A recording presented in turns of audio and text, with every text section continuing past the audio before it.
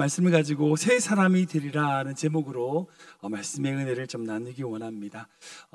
저희는 항상 아시죠? 지난 주일에 오늘 나눌 말씀을 가지고 먼저 나눠드리고 한 주 동안 묵상하시는 거 가지고 제가 설교를 하는 그런 식으로 진행을 하는데요. 지난주에 나누었던 우리 사무엘상 10장의 전체 내용을 보면 이스라엘의 첫 번째 왕인 사울을 세우는 과정이 담겨 있습니다. 우리가 오늘 9절밖에 안 읽었지만 17절 이후를 보면 그 사무엘이 모든 이스라엘 사람들을 미스바에서 모으고 제비를 뽑아서 한 지파, 그 중에서 한 지파인 베냐민 지파를 뽑고 그 지파에서 또 제비를 뽑아가지고 마드리 가족을 뽑고 그 마드리 가족에서 또 제비를 뽑아가지고 사울을 뽑아서 왕으로 세우는 내용을 볼 수 있습니다. 우리가 오늘 이 말씀을 나누기 전에 먼저 생각해야 될 것이 한 가지 있어요. 그것은 뭐냐? 이스라엘 백성들의 요구로 하나님께서 왕을 세우는 것이지만, 그렇다면 이 하나님이 왕을 세우시는 이것이 하나님이 다스리신다고 하는 그 신정 정치라고 하는 것을 대체하는 건가 아닌가 라는 문제입니다. 이스라엘 백성들이 자신들의 필요와 요구에 따라서 자신들의 왕을 세워줄 것을 요구했죠. 그리고 그 요구에 따라서 어쩔 수 없이 하나님이 왕을 세우시는 것처럼 보이기 때문에 신정 정치를 포기하고 왕정 정치로 넘어가는 걸까? 아니요, 그렇지 않습니다. 다른 나라들처럼 힘 있는 나라로 세우기 위하여 왕이 필요하다라고 하는 것에는 하나님도 동의를 하세요.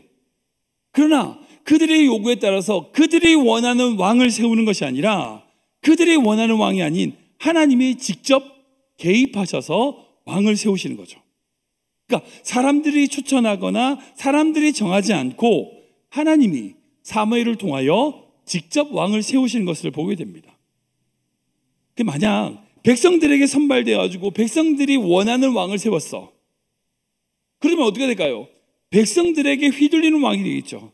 백성들의 눈치를 살피는 왕이 될 것입니다. 그러나 하나님께서는 이 사무엘을 통하여 직접 왕을 세우심으로 누구의 눈치를 봐요? 백성이 아니라 하나님의 눈치를 보도록, 백성들의 의견에 휘둘리는 것이 아니라 하나님의 말씀에 붙잡히도록 하나님께서 세우시는 것을 보게 됩니다. 여러분, 이것이 새로운 모델이에요. 여러분들 동서고금을 비롯한 모든 것에 보면 지도자가 가져야 될 기본적인 덕목이 있죠. 그건 뭐냐면 백성들을 살피는 겁니다. 그게 공서도금을 막론하고 모든 지도자들이 가지는 공통적인 기본적인 태도예요. 왜냐하면 백성들이 왕을 세웠기 때문입니다. 그래서 자신을 왕으로 세웠던 공신들, 개국공신 같은 사람들의 이야기를 듣게 되죠. 그러다 보면 정작 왕으로서 해야 될 일을 하지 못하는 것들을 우리 역사를 통해서 수많이 보게 돼요. 만약 그와 동일하다면 하나님께서 그냥 내버려 두시고 이스라엘 백성들이 원하는 왕으로 세우시는 그렇게 왕정체제로 완전히 넘어가는 것이 아니라 하나님이 주관하시고 하나님이 세우시는 신정적 왕정체제를 세우시는 것을 보게 됩니다. 무슨 말이에요? 이것은 그 왕이 백성들 눈치 살피라는 게 아니에요. 사람들이 원하는 대로 가라는 게 아니에요. 누구의 뜻? 하나님의 뜻, 하나님의 눈치를 살피라는 거예요. 그것이 바로 하나님이 이 사울을 세우시는 이유예요. 오늘 본 말씀 전체를 보면 그렇게 17절 이후에 그 사울이 제비를 뽑혀가지고 왕이 되기 전에 이미 하나님께서 그 사울을 준비시키시는 과정을 보게 됩니다. 오늘은 이렇게 사울 그 왕을 준비시키시는 과정을 통하여 하나님이 사람을 어떻게 세우시는지에 대하여 함께 살펴보기를 원합니다. 세 가지 단계인데요. 첫 번째로 사무엘을 통하여 기름을 부으세요. 사무엘을 통해서 기름을 부으시는 겁니다. 우리 1절 말씀 볼까요? 같이 읽겠습니다. 시작. 사무엘이 기름병을 가져다가 사울의 머리에 붓고 입맞추며 이르되 여호와께서 내게 기름을 부으사 그의 기업의 지도자로 삼지 아니하시느냐. 아멘.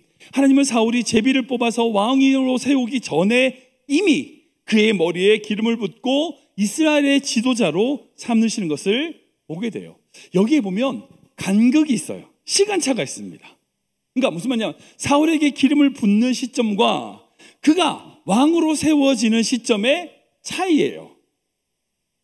그죠? 이렇게 붓고 나서 한참 있다가 왕이 되는데 나중에 사실은 그렇게 제비를 뽑아서 왕이 된 이후에 진짜 왕이 되는 것은 11장에 가면 그 암몬과의 전쟁을 통해서 진짜 왕으로서의 권위를 가지게 되는 것을 보게 됩니다. 아무튼 그러니까 이렇게 사무엘이 기름을 붓는 순간부터 진짜 왕이 되는 것까지는요, 시간차가 있어요. 시간차가. 이게 제일 두드러진 사람이 누구죠? 바로 사울왕 다음에 왕이 세워졌던 다윗입니다. 여러분 아시겠지만 그 다윗은요, 진짜 어릴 때 기름 부음 받았어요. 사무엘을 통해서 어릴 때, 정말 어릴 때 사무엘상 16장에 기름 부음 받았어요. 근데 진짜 그 다윗이 왕이 된 게 언제예요? 사무엘하 5장이에요. 그 어린 다윗에게 기름을 붓고 나서 진짜 고생 많이 하잖아요. 사울왕 때문에 뭐 도망 다니고 뭐 전쟁 나가고 수많은 고생하다가 나중에 중년이 돼서, 청년도 아니에요, 중년이 돼서 약 30년이 지난 시점이 돼서야지만 왕이 돼요. 예수님도 마찬가지입니다. 예수님이 요단강에서 세례요한에게 세례를 받으실 때 분명히 하늘 문이 열리고 성령이 비둘기같이 예수님께 임하는 것을 보았습니다. 이는 내 사랑하는 아들이요 내 기뻐하는 자라. 즉 하나님께서 직접 그 예수님이 메시아이심을, 그리스도이심을 선포하셨어요. 근데 모든 인류의 그리스도가 된 시점은 언제예요? 예수님이 십자가 고난 이후에 부활 시점입니다. 이미 예수님은 그리스도로서 하나님의 아들이셨는데 그가 모든 인류의 구원을 이루신 것은 부활 시점 이후인 거예요. 여러분, 우리도 마찬가지입니다. 우리는요, 하나님이 택하신 족속입니다. 왕같은 제사장입니다. 거룩한 나라이고 그의 소유된 백성입니다. 근데 지금 우리의 모습은 어때요? 정말 우리가 거룩한 나라입니까?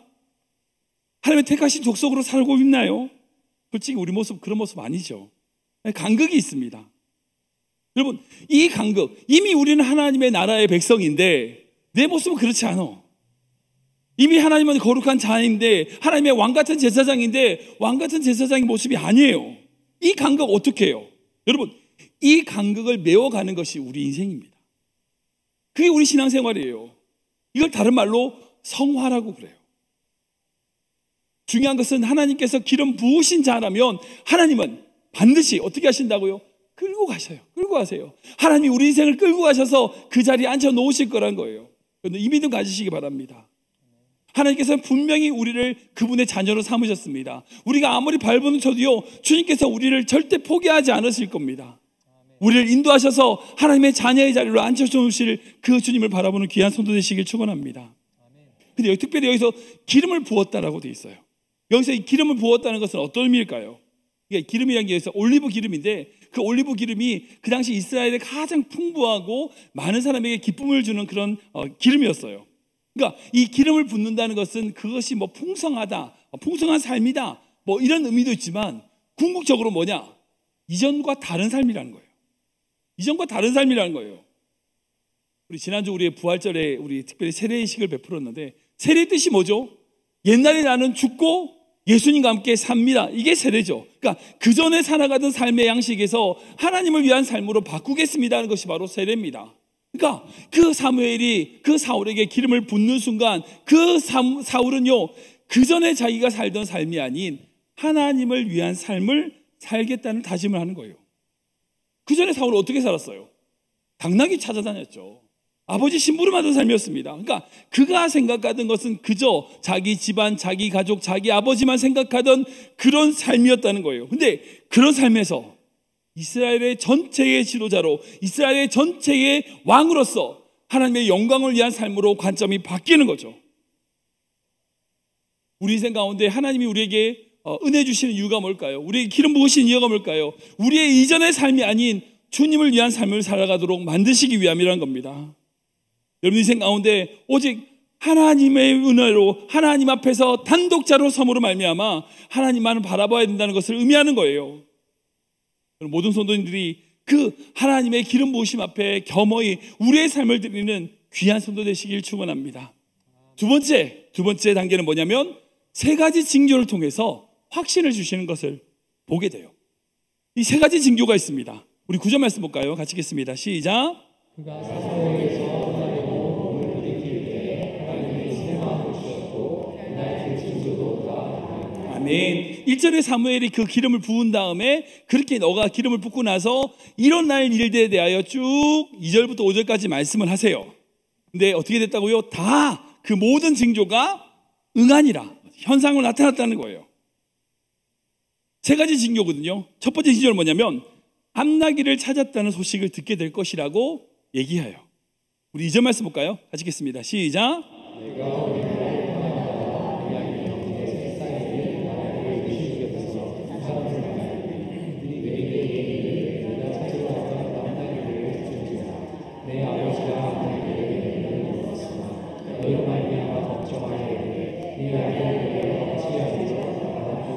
아멘. 그게 무슨 말이에요? 사울이 그 사무엘에게 기름을 받고 나서 딱 나갔을 때에 셀사라고 하는 지역에서 어떤 두 사람을 만날 텐데 그 두 사람이 그렇게 찾던 암나귀를 찾았어 라는 말을 들을 거라는 거예요. 지금 이 사울은 사무엘에게 기름을 받고 있지만 무슨 생각밖에 없어요? 암나귀.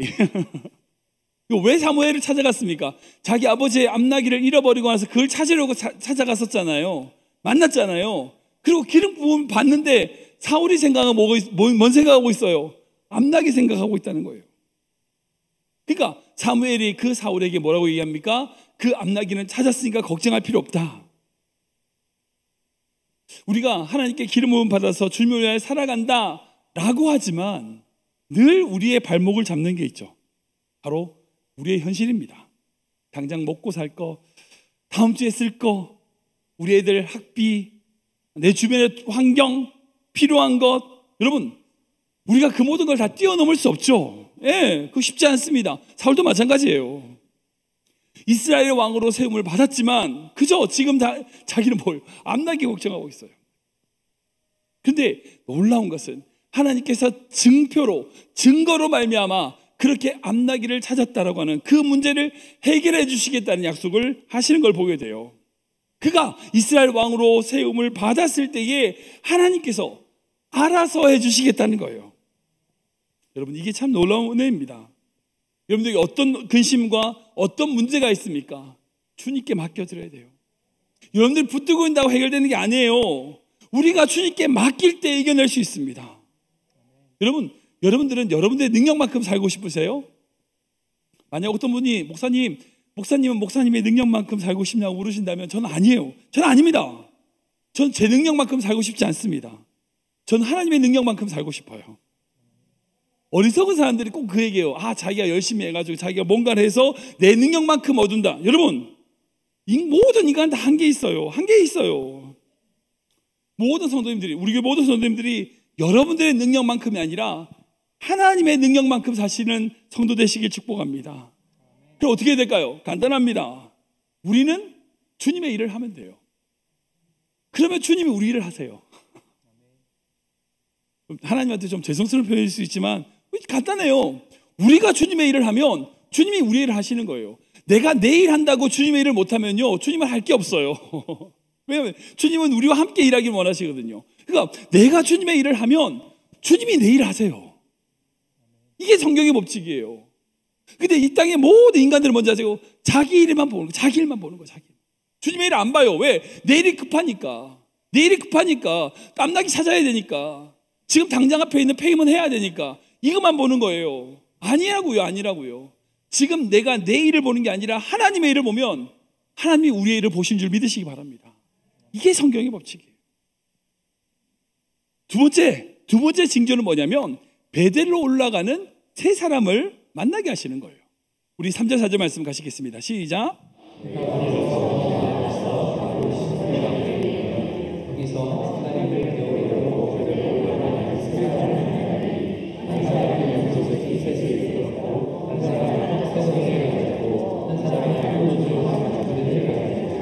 그들이 내게 응하고 떡 두 덩이를 주고 너는 그의 손에서 먹으라. 말씀이 좀 복잡하게 들리시지만 제가 설명드리면 그래요. 그러고 나서 암나귀를 찾았다는 얘기를 듣고 나서 또 가는데 어디서 그 베들로 올라가는 세 명을 만날 거다.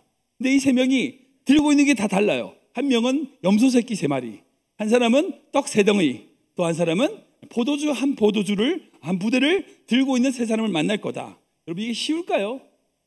불가능하죠. 이 사람 만나기가 거의 불가능해요.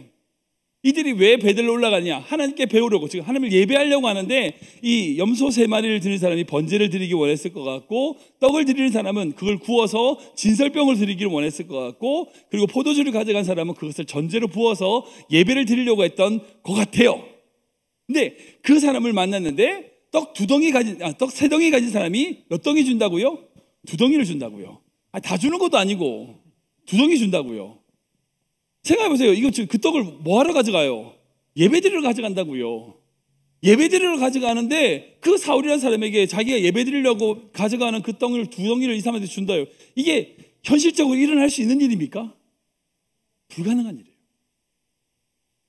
이 일은요, 하나님이 하셨다라고 말할 수밖에 없는 일이에요.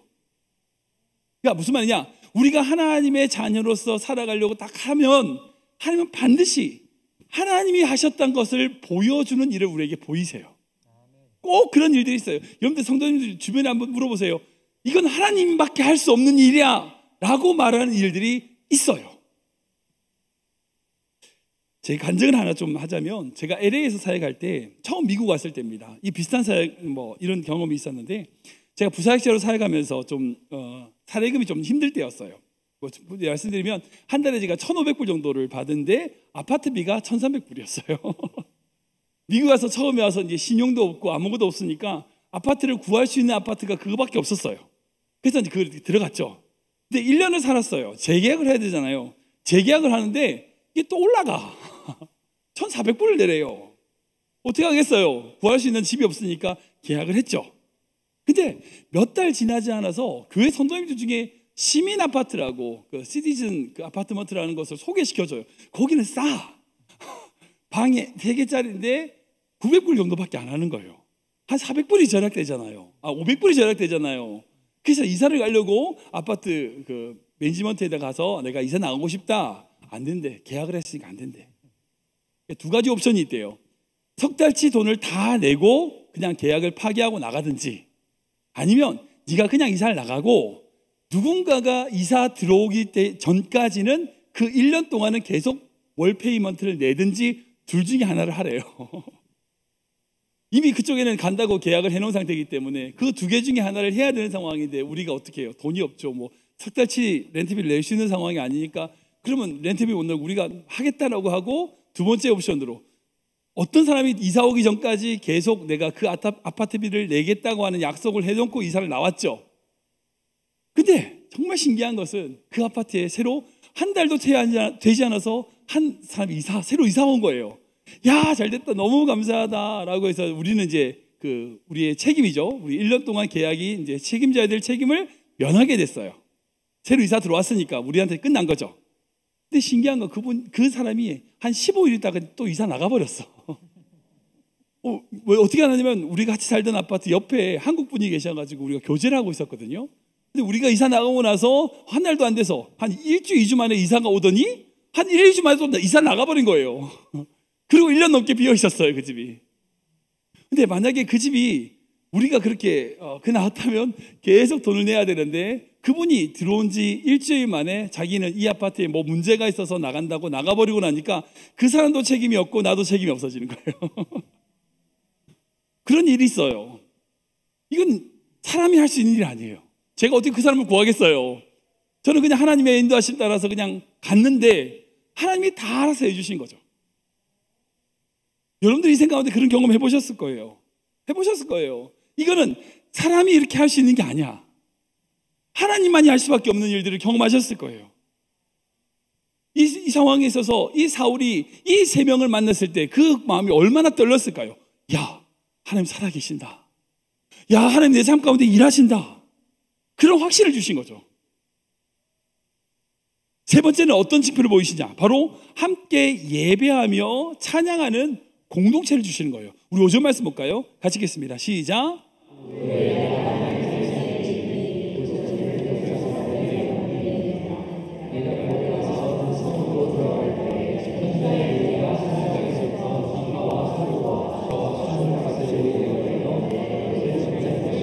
아멘. 3번째 징표는 뭐냐면 바로 네가 여호와의 산, 하나님의 산에 갔을 때에 하나님을 예배하며 찬양하는 그 선지자의 무리, 공동체를 만날 것이라는 거예요.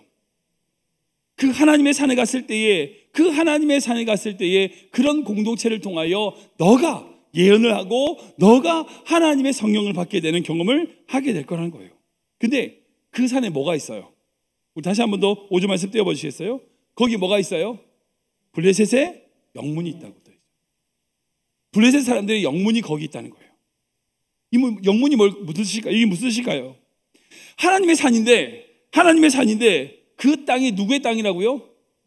블레셋 사람 땅이라고. 하나님의 산인데 블레셋 땅이래. 이거는 그 하나님의 산에 그 땅에 이 블레셋이 자기의 땅이라고 하는 영역을 표시해 놨다는 거예요. 여러분 그걸 볼 때마다 얼마나 힘이 빠질까요? 하나님의 산인데 그걸 빼앗긴 거야. 블레셋 영토가 돼버렸어. 근데 그런 어렵고 힘들고 절망적인 상황 속에 하나님을 예배하며 하나님을 찬양하는 공동체를 사울이 만난 거예요. 여러분 지금 이 세상은요 바로 그 모습과 같습니다.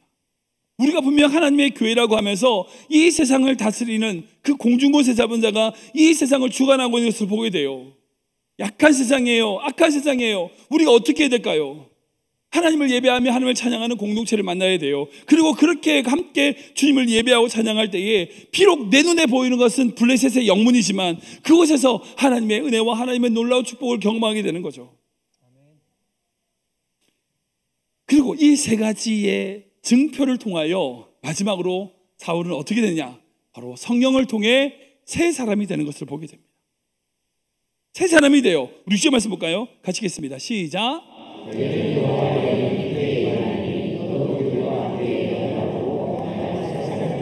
아멘. 이 마지막 단계는 바로 하나님의 영이 크게 임함으로 새 사람이 되는 과정입니다. 이 부분은 제가 굳이 설명 안 드려도 잘 이해되실 거예요. 그 하나님의 영, 하나님의 성령으로 말미암아 모든 사람이 변화되는 거예요. 사람으로 안 변해요. 사람이 아무리 해도 안 변해요. 근데 하나님의 성령이 임하면 변해요. 이게 사실 중요합니다. 아무리 여러분 잔소리 해보세요. 절대 애들 안 변해요. 제가 좀 저주같이 말씀드리지만 진짜 그래요. 근데 성령이 임하면 변해요. 이게 우리가 믿는 성경의 법칙입니다. 우리 인간의 힘으로 사람 바꿀 수 없어요. 성령이 임해야 변화되는 겁니다. 근데 이 부분을 구체적으로 이해될 수 있는 말씀이 바로 에스겔 47장에 성전에서 흘러나오는 물의 환상이에요. 제가 이 환상을 잠깐 좀 설명을 드리면 에스겔이 마지막 그 부분에 가서 환상의 끝부분에 가서 하나님이 보여주시는 그 거룩한 성전을 찾아가게 돼요. 근데 그 거룩한 성전의 문지방에서 물이 흘러나오는 거예요. 그 모습을 보여주시는 거예요. 근데 그 물이 흘러나와서 남쪽으로 흘러가는데 한 1000규빗 정도 내려가면 그 물이 시냇가를 이루어가지고 사람의 발목이 차일 만큼 물이 흐르는 거예요.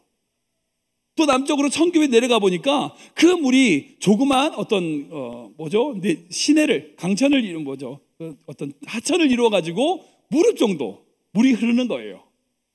또 1000규빗을 내려가 보니까 그게 정말 강이 돼가지고 사람의 허리까지 찬 거예요.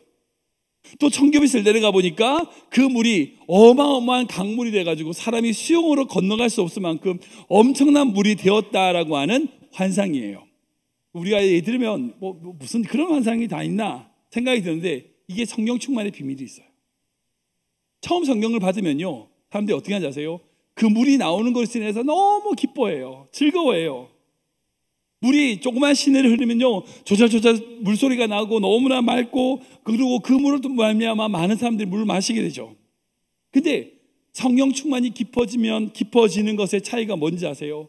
자기가 원하는 대로 마음대로 강을 지나다닐 수 있게 되는 것에서부터 자기 힘으로 건널 수 없는 것에 이르는 거예요.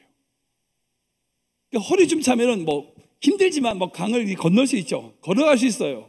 근데 사람의 키보다 더 급이면 수영해서 못 가요. 그 강물이 흐르는 대로 같이 움직이는 거예요. 성령 충만은 그런 겁니다. 처음에 성령 받는 사람들은요 너무 기뻐요. 조잘거리고 정말 소리가 많이 나요. 근데 성령 충만이 깊어지면 깊어질수록 소리는 안 나요. 그러나 그의 삶을 보면 자기의 뜻이 아닌 하나님의 뜻대로 움직이는 거예요. 이게 성령 충만의 깊이예요. 처음 성령 충만을 받고 나서 감격하시는 분들은 점점 더 깊은 성령 충만을 이해하지 못해요. 성령이 원하시는 대로 자기 삶을 이끌어간다는 것을 이해하지 못해요. 내가 가야 돼. 내가 원하는 데서 가야 돼. 하나님이 날 도와줘야 돼. 여러분, 그렇지 않아요. 성령에 깊이 들어가게 되면 내가 원하는 것이 아닌 주님이 원하시는 것에 나의 인생을 맡기게 되는 거예요. 여러분, 그게 바로 새 사람이에요. 성령 안에서 새 사람이에요. 사울의 영이 임함으로 말미암아, 하나님의 영이 임함으로 말미암아 그 사울이 새 사람이 됐다. 여러분, 이것은요, 그 사람이 이미 새 사람이 완전히 된 것으로 끝난 게 아니에요. 아까 말씀드린 것처럼 성화가 이제부터 시작되었다는 거예요. 이제부터 성령 충만의 과정으로 들어가야 된다는 거예요. 왜냐하면 성령 충만이라는 것은요, 결과가 아니라 과정이기 때문에. 말씀을 정리하겠습니다. 사랑하는 여러분, 오늘 본문에서 사울이 왕으로 세워지는 과정을 쭉 살펴왔습니다. 세 가지죠. 첫 번째로는 사무엘을 통하여 기름을 부으시는 단계. 두 번째는 그렇게 기름 부음 받은 자에게 여러 가지 징표, 세 가지지만 여러 가지 징표로, 야, 진짜 내가 너 불렀어, 너 진짜 내 거야 라고 하는 것을 보여주시는 단계. 그리고 성령의 충만함으로, 성령의 임재로 말미암아 내가 원하는 길로 가는 것이 아닌 주님이 원하시는 길로 나아가는 믿음의 성숙을 이루는 것. 여러분, 이것이 바로 우리가 살아가는 신앙의 모습이에요. 저는 우리 모든 성도님들이 그저 매일매일 내가 원하는 것, 내가 기뻐하는 것, 내가 살아가는 삶을 살아가는 인생이 아니라 오직 하나님께 모든 것을 맡겨드리는 인생 되시길 축원합니다. 하나님 앞에 그 기름 부으심의 확신을 달라고 기도하셔야 돼요. 변화의 계기를 잡으려고 가셔야 돼요. 그렇다면, 그런 거 받으셨다면 하나님, 내 삶에 하나님이 살아계신 징표를 보여주십시오. 내 삶에 하나님이 나타나신 그 놀라운 은혜를, 징표를 보여주십시오. 확신을 가질 수 있도록 나에게 그 은혜를 보여주십시오. 기도하셔야 돼요. 그리고 그 징표가 있다면 공동체를 통하여 함께 새로운 사람으로, 성령 안에서 새로운 사람으로 나아가야 될 줄 믿으시기 바랍니다. 여러분, 이건요, 사울에게만 적용되는 게 아니에요. 바로 우리에게 적용되는 겁니다. 이 시대를 향한 모든 하나님의 백성들에게 동일하게 적용됩니다. 우리의 신앙이 성숙되어지는 과정인 겁니다. 우리 모든 성도들 한 분 한 분을 하나님은 부르셨습니다. 기름 부으셨어요. 그리고 우리 신앙이 흔들릴 때마다 우리에게 여러 가지 증표와 증거들로 우리를 확신을 주시는 겁니다. 여러분들 아실 거예요. 그리고 우리가 힘들 때에 공동체를 통하여 함께 세워갈 수 있도록 우리를 인도하시는 우리 하나님인 줄 여러분 믿으시기 바랍니다. 그러면 우리가 어떻게 해야 될까요? 지금 우리의 모든 삶을 주님께 올려드려야 돼요. 우리를 새롭게 하시는 그 놀라운 사랑을 붙들어야 됩니다. 그런 믿음이 있을 때에 여러분, 우리 안에 두려움이 사라지는 거죠. 비록 우리 인생 가운데 어떤 폭풍이 몰아친다 할지라도 우리가 믿음으로 주님과 함께 걸어간다면, 그렇게 믿음과 함께 주님과 함께 나아간다면 갈보리 언덕 그 너머에 그 어느 날 우리가 주님 안에서 온전케 되는 새 사람이 될 줄 믿으시기 바랍니다. 우리가 그 믿음으로, 그 성화의 길을 믿음으로 나아가는 우리 모든 성도 되시길 주님의 이름으로 축원합니다.